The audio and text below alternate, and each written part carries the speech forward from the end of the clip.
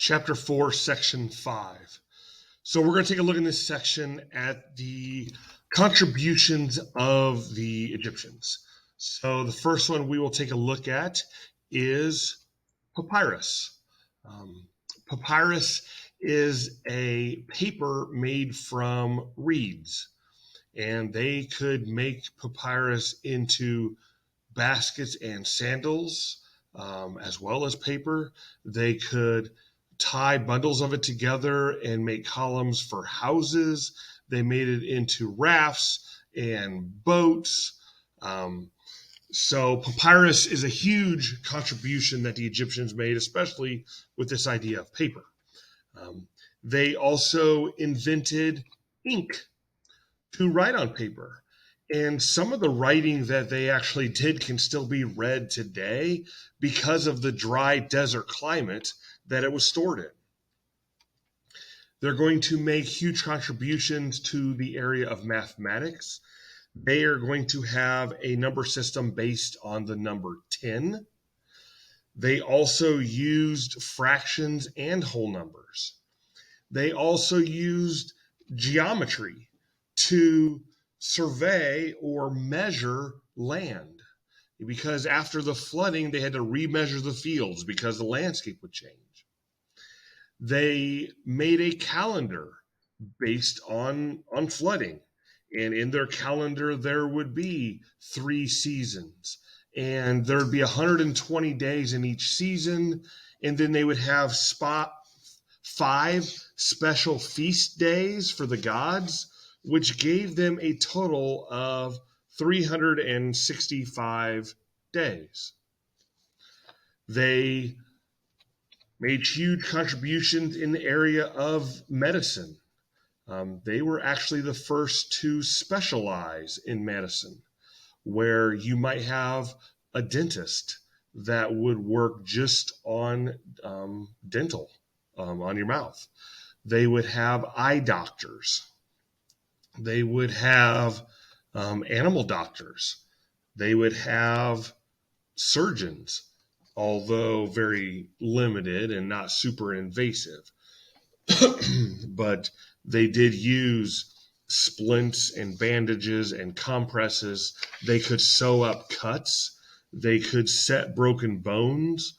They could treat indigestion using things like castor oil.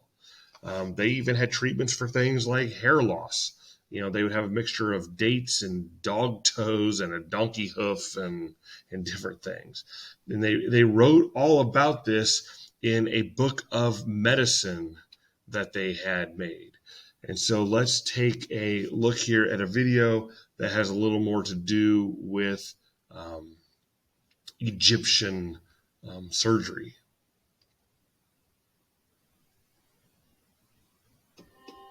The ancient Egyptians were one of the first great civilizations on the planet. They built the pyramids at Giza, the Great Sphinx, and the Library of Alexandria. As a foundationally well-structured society, the Egyptians had a sophisticated agricultural economy, a highly organized government, and proper law enforcement. These social institutions created a sense of stability in their everyday lives that nurtured research and documentation. Through trial and error, the ancient Egyptians were able to discover medical treatments that were far ahead of their time, many of which are still employed today. So, today, we're going to take a look at what surgery was like in ancient Egypt. But before we get started, be sure to subscribe to the Weird History channel and let us know in the comments below what other Egyptian history you would like to hear about. Open up and say, Well, I'm afraid you're going to have to watch this video. Ever the overachievers, the ancient Egyptians have practiced medicine as far back as 3300 BCE. Their knowledge was accumulated slowly and was largely tested and verified through the long, arduous process of trial and error. They started fairly small, treating battle wounds, snake bites, scorpion stings, and other topical ailments.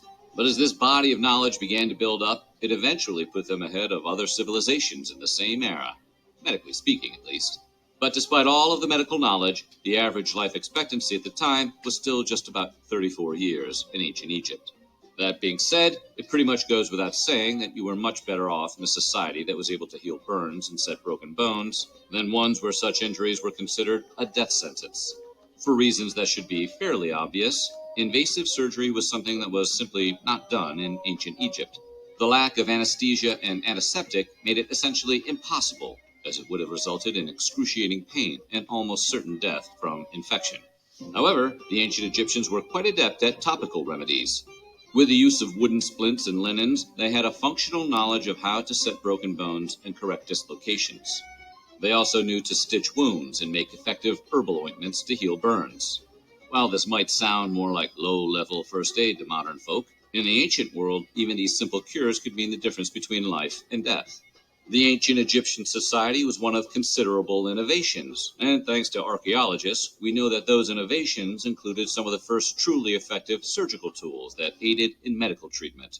Primarily crafted from the newly discovered metal of copper, the ancient Egyptians had versions of pincers, forceps, spoons, saws, hooks, and knives, all of which can be found in medical facilities today. They also crafted excellent bandages and had the foresight to infuse them with willow leaves to treat inflammation, a practice that was incredibly ahead of its time. Among numerous other medical firsts, it's very likely that the world's first ever prosthetics were used in ancient Egypt.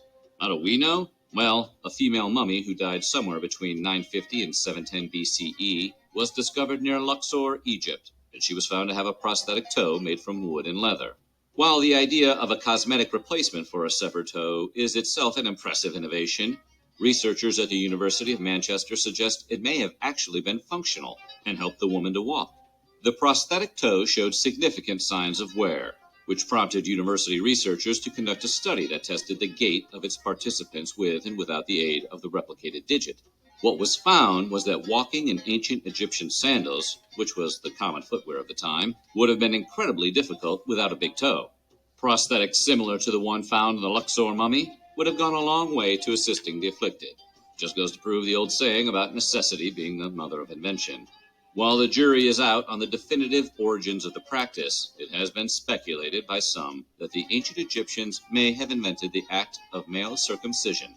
Some of you fellows may want to gird your loins for this next section, because it's important to note that anesthesia did not exist at the time.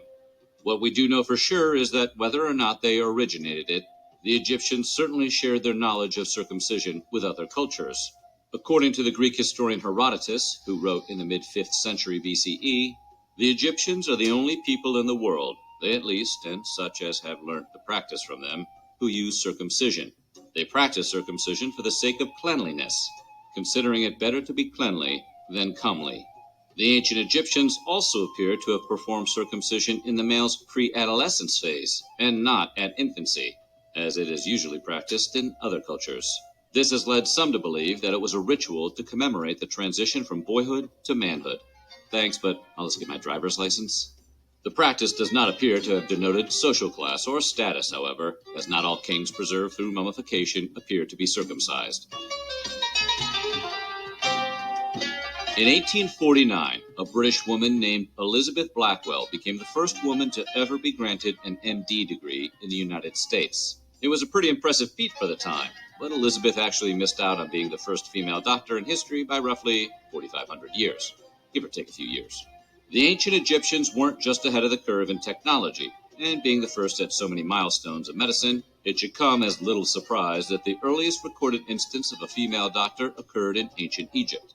The first known female doctor was named Merit Pa, and according to archaeologists, she lived somewhere in the neighborhood of 2700 BCE.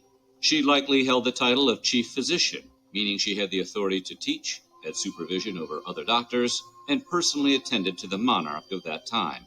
Though invasive surgery was an almost unheard of practice in ancient Egypt, their doctors still managed to accumulate a pretty solid knowledge of the internal organs and how they functioned.